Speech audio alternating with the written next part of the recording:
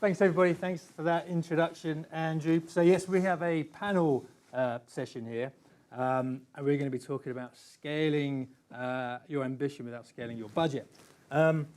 So, for many, many years, we've all been told to do more with less, but in this panel session, we're going to reframe that old adage, and we're going to bury it in the past. In 2025, we think there is a better question, and we think that question is, how do we scale ambition without scaling cost? How do we make content that earns attention, shifts perception, or changes behavior, not just fills channels? Impact is scarcer than ever, whether that's the bombardment of messages from teams we get at work or social media outside of it. And the impact of the democratization of production is double-edged. Yes, it's easier to make content, and it has been. It's easier to make content more than ever before, but audiences are overwhelmed and attention is fragmented. In this session, we're going to explore whether the path to achieving impact is not more spend, and here to help us navigate this path are my panel of experts. Like Andrew said, I have Becca Flynn, a high-flying internal comms manager and professional storyteller at Tesco. I have my partner in crime, Martin McKean, with whom we run the film team at DRPG. And we have the smooth-talking, client-whispering Tim Christian, who has been helping clients achieve their comms ambitions for more years than he's allowed me to mention. Becca, I'll start with you. Can you tell us how that resonates with you, that do more with less? Yeah, totally. So I'll start with some context on Tesco. We're quite big, if you didn't know, 330,000 colleagues, so we are the largest employer in the UK, which means communicating with that many colleagues is very, very challenging. So I resonated a lot with what you said about fragmented audiences, and we see that in every company, right? But I think more so when you've got Doris on the till and you've got the tech manager in head office, how do you create content that resonates with all of them? And I think so that's one do more with less, right? Do all the comms with less options. Yeah. Then certainly I think being a PLC, we have to be very conscious of our budget.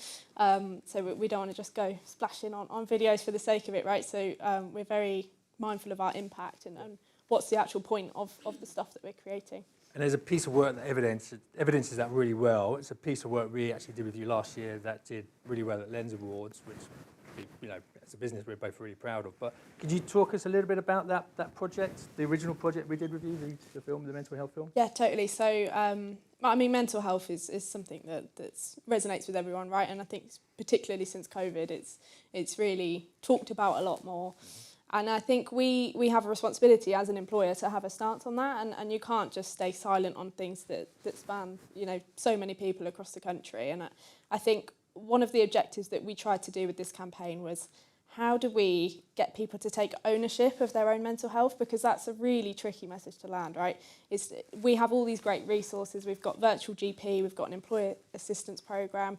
How do you get colleagues to feel like, actually, it's okay to ask for help and it's okay for me to do that myself, because there's only so much a line manager can do, right? So I think a key point of this campaign was colleagues kind of taking ownership of their mental health. But you then came back to us a year later and said, can you make a film that has the same amount of impact, but I have half the budget? Yep, cheekily. Yeah. I mean, that's a challenge that we all really love. Can you tell us a bit about the second film? Yeah, so we found from the first film that our leadership were really, really engaged. I mean, everyone in this room probably has a thing about engaging leadership, right? But I think getting them to care about mental health was part of the challenge. And we actually saw so many leaders come forward and share their own experiences and talk to their teams about what mental health meant for them. And I think that quickly became a theme that we wanted to explore in the second film, and we wanted to show that, yeah, everyone has problems, but especially our leadership, and I think that's a really, really powerful story to tell. So we have a clip. There is a trigger warning at the front of this. When it plays. There we go. One more. He'll just at the limit here of... Oh, gone past. You go back. My advice I'll give it to you. My advice, I was going to say, is to swap... I think it's too close. You do it. You're in charge. You've mucked it up and now No, you've given no. it to me to First thing I said to Martin, sort it out. Is that basically? slides. That's, We to be fair, that resonates at work as well.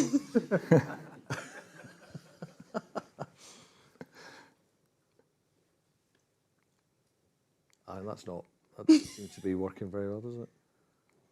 So it's not Scott's fault. Yeah, thank you. Okay. Don't go too early on that. I'm going to press it one more time. Let's go. I might need assistance after this if it doesn't happen. Oh, here we go.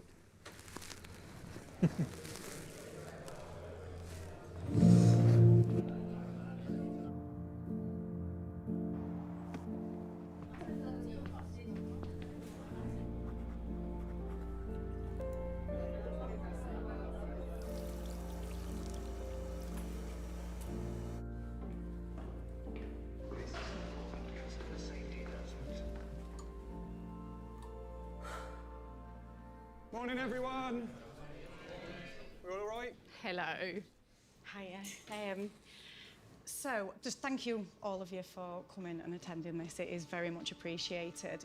I'm going to share something with you today that I've never really spoken about in full. Please excuse me if I do get a little bit emotional because I might. I have suffered from depression and anxiety since my early 20s. My first episode, I was at university. I lived on my own in Manchester. I had some pretty dark thoughts, and I got to the point where I thought I would end up doing myself harm. There you go. That's the clip. clip. Yeah. So, Martin, to you.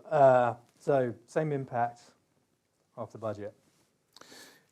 Yeah, so look, that film, the reason we sort of cut it there, that film goes on to talk about a kind of a lot of really interesting themes, and I'd love you all to kind of go onto the website. I think there's a barcode, a QR code at the end, and if you scan it, you can have a look and you'll see all about it. Tremendously powerful film. But here's the thing, sort of kind of creativity for us, or the work that we do, we're very much in kind of partnership, right? So we already know that we've got a kind of challenge on budget, so we're working on it together. And what we kind of realise is that the voices of leaders talking about these subjects is actually so powerful that you don't need to put any bells and whistles on it. And actually, as we were developing this, it's obviously shot on professional cameras and it looks very nice and all the rest of it.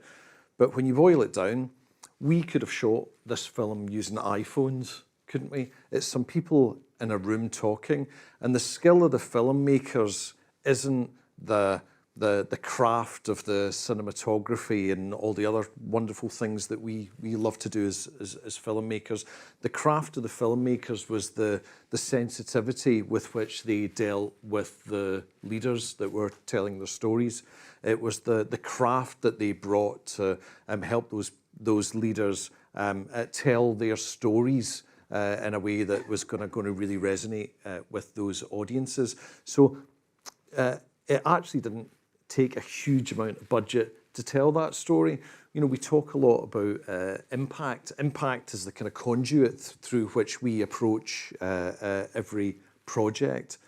There was no need to load a lot of creative onto that. Sometimes the best thing to do is just to let people talk and tell their stories, and that's why we ended up with that wonderful result. I think that's the sort of the main point here, isn't it? It is around that focus on impact more than anything else to get us to the point we needed to get to with that film. And I know it's still only just come out recently, but what sort of impact has that had so far? Yeah, I mean, again, it's been really, really led by our leaders, which I think is incredible when you think about a company of our size and a company where previously people might not wanted to have shared that, and that's quite a historic leadership style, I think. And I think, like I said, since COVID, I think people are coming forward a lot more, and we've seen, we've got an intranet where a lot of our leaders commented on this video. So leaders that aren't even in the video were like, this is really powerful, thank you for sharing your stories. And I think that really allows and empowers colleagues to say, oh, if they feel shit sometimes, I'm allowed to feel that too. And I think there's something so powerful in that.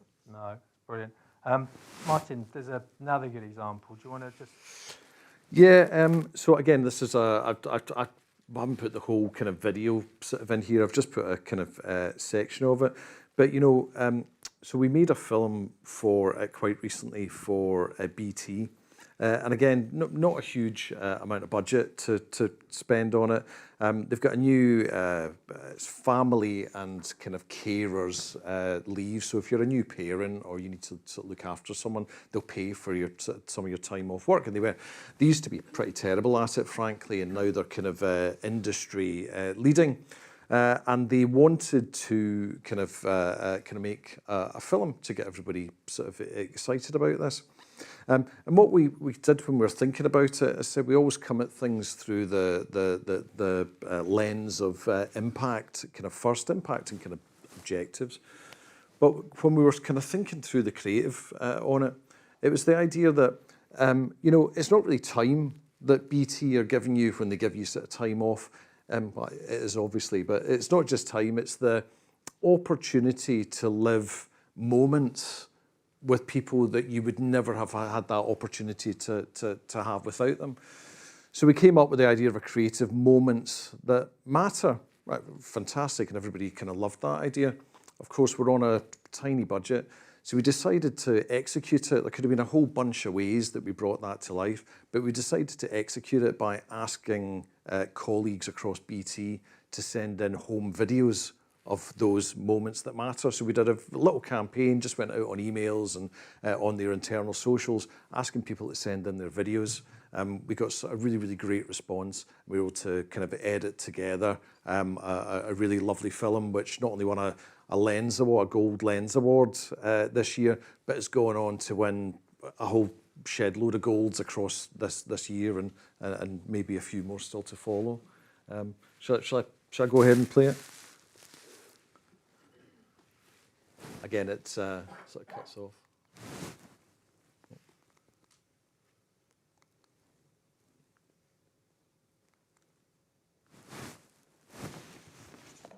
Here we go. You love me, we're a happy family. There's Daddy's daughter. Yeah, we wrapped around my little fingers. You. It's all in our hands, this life of time. It's given to us all. It gathers round each night, each morning. We watch it pass and grow. Dude, that's an explosion. Which one is it? It is all in our hands, it is all in our hands.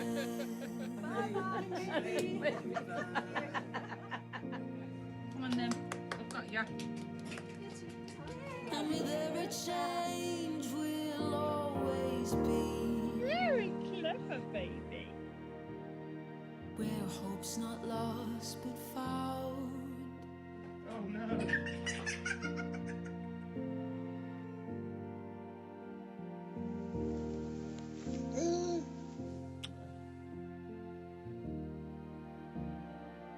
I love you. I love you too. It is all in our hands.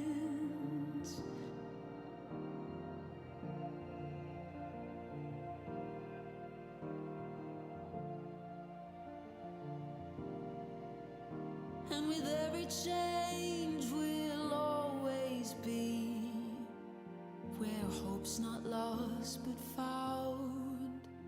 It is all in our hands, it is all in our hands. Marty, do you remember the statistics, what the impact we had from this film were?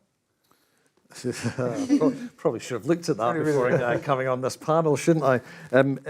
I tell you, let me answer a slightly different question. I think what is really interesting when you have a really powerful creative like that is that great creative often has unexpected consequences, right?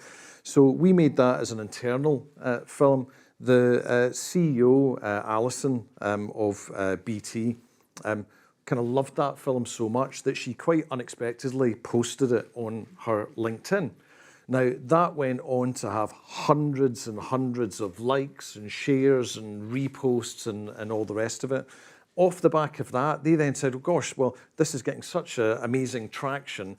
Why don't we use it as part of our kind of recruitment campaign? So it then had a life on social. And I remember the last time I saw it, I think it had, something like 50,000 views, and it had quite kind of high kind of click-through rate and all the rest of it. I don't remember the exact statistics, but it was never intended for that purpose. Yep. But when you do things that really move people, of course, you get great value out of them. I was just seeing if Steve Garvey was in the room. I know he did a bit of analysis on that film. Just moving on, Tim, what are the sort of challenges are you hearing from clients? Is it still around the more with less, or? I think definitely we're seeing more with less, and you experienced this as well. And talking to a few people here today, there is that consistent challenge.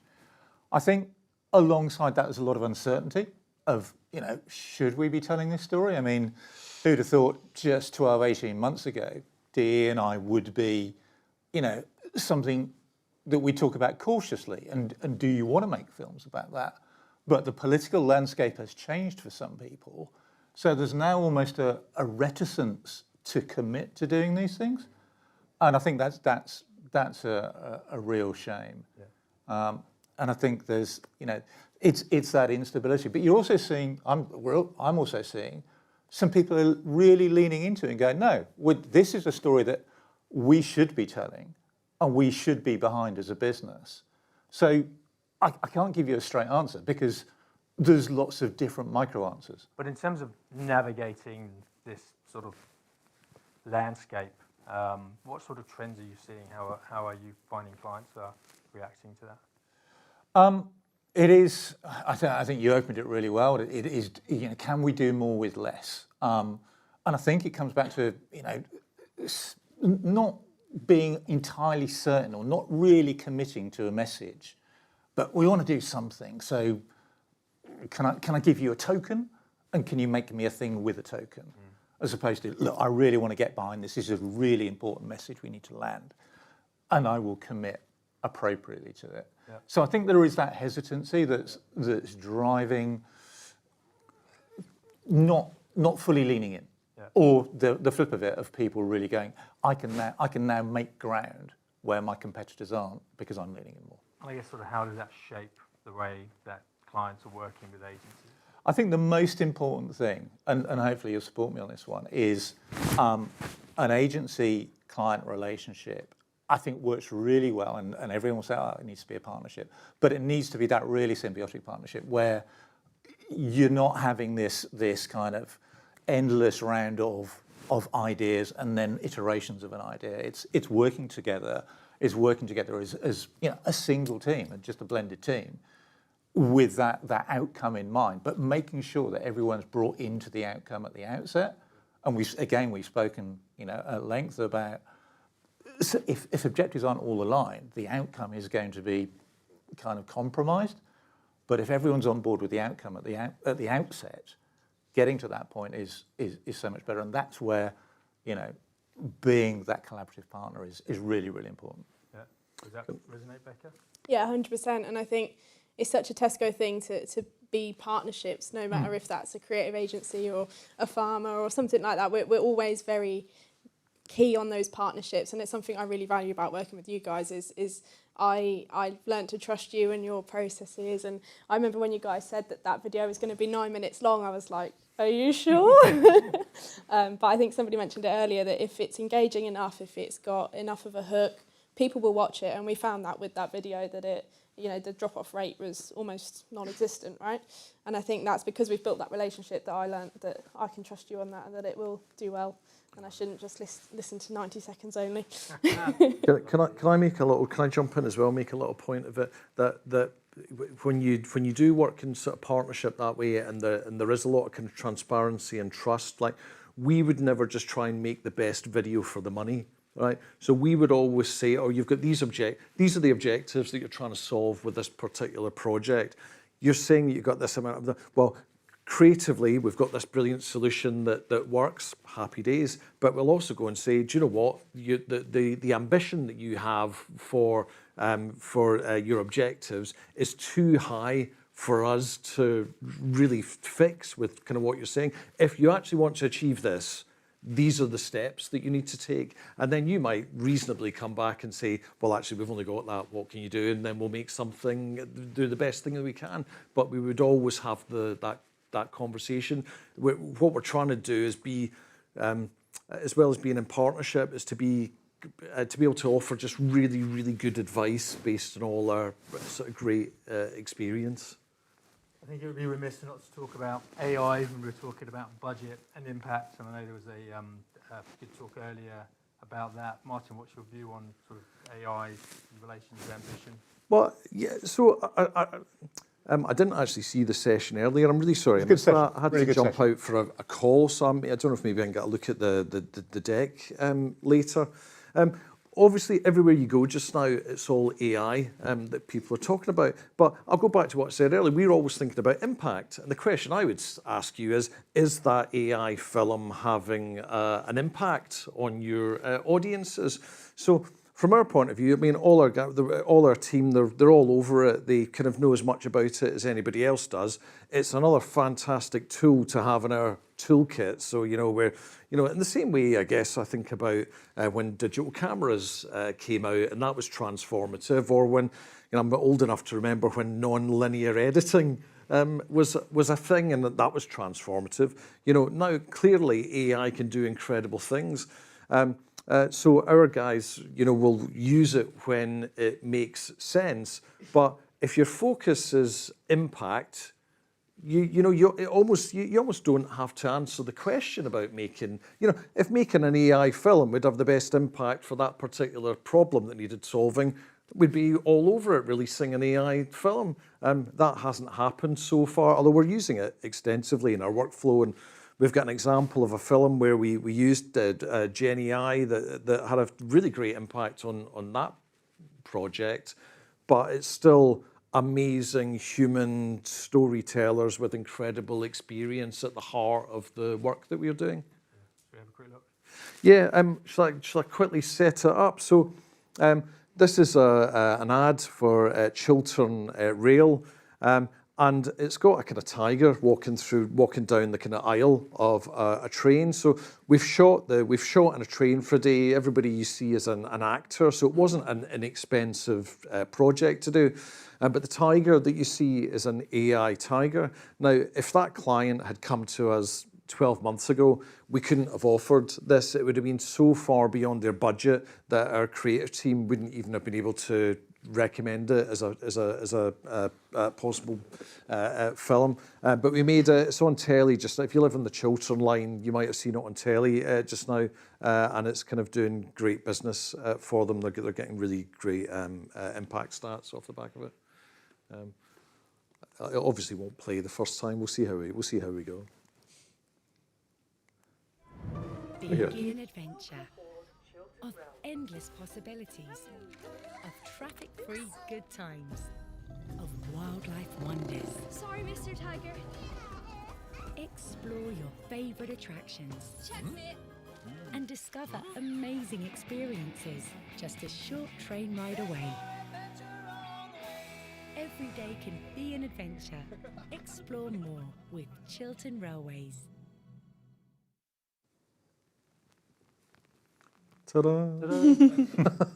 Andrew, how are we doing for time? I was holding up a little while ago, 3 minutes. 3 minutes. That was about 5 minutes ago. Okay. Oh, sorry. Start looking at winding up. We'll wind it up. Well, I was just going to put out to any questions. Did anybody have any questions from the audience?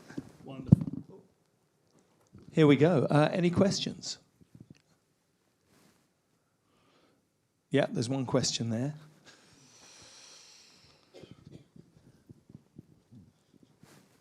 If you can say who you are, which organisation you're with, and then ask away. Sure. I'm Neil from Bain. I just had a question around the BT Group work. Do you see when there's strong impact with the user-generated content, how much does that influence the brand? If you see high impact, do you try and create a roadmap of other work that you could potentially create in that style? Gosh, it's an interesting question. I'm not sure that we have actually. Maybe we sort of should have done. I mean, that was quite a kind of standalone piece.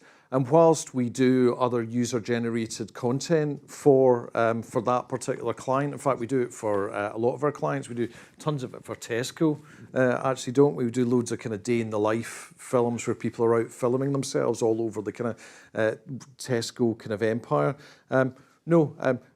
Maybe we should have thought of that at the time, but no, we didn't try and sort of push them down a particular route. We're doing loads of work with them at the moment, and I don't think any of it has user-generated content in it. Thinking about it though, just as a filmmaker for a second, I wonder if that's maybe sort of quite a good thing, because there's this film. So as soon as you see it, you know what it is, and it stands alone as being something quite special. So, it was an amazing moment in time. I guess if you bring that solution to the table every time they come to you with a problem, it won't be fresh for very long. Does that answer the question? Okay, we've got another question Or avoid here. the question. And I think we're going to have to make this the last one. Hi, Phil from Ember. Brilliant work, really lovely across the board. With the BT film, did you find that the budget stretched as far as genuine discovery with the contributors to really get underneath the skin of their stories, or was it finding it out beforehand, or a lot of time with them before? Or because I guess the budget's limited, right, in terms of what you can do and how you approach the work. Yeah. So look, I'm going to be really honest with you. We didn't know what any of those film clips were going to be. All the words that you saw and the kind of the story around it, moments that matter, all that sort of thing. That was the creative. That's what we sold to the client. The bit in the middle, which is all the film clips, that was what was sent into us. Now, we've got a few hundred clips, and there's probably, a dozen or whatever, and a bit more in that film. So there's, and actually we ended up doing a load of social versions, which have got different clips in. So there's loads of shorter versions that went out that I've got bits that didn't make it into the main film, which is really nice. But we didn't know what any of those were going to be, and we didn't meet any of the people. But have I got 1 minute to tell a really quick story? I haven't, have I? Not really, but go on. I'll tell you. Are you sure? Go on. I was at the Lens Awards. So we were at the Lens Awards, and we were with the client. The BT client came along with us, and she brought this lady with her. I didn't know who she was, and I just assumed that she was like another comms or marketing person from the BT team. And the video played. We won the Gold Award for it, whatever it was. I can't even remember what the category was. But anyway, we won the Gold Award. Everybody was thrilled about it, and she was crying. And I said, well, we're delighted, but it's like, there's any need for that. She said, it's so powerful. She said, the lady at the end who says, thank you. I might cry myself if I say this.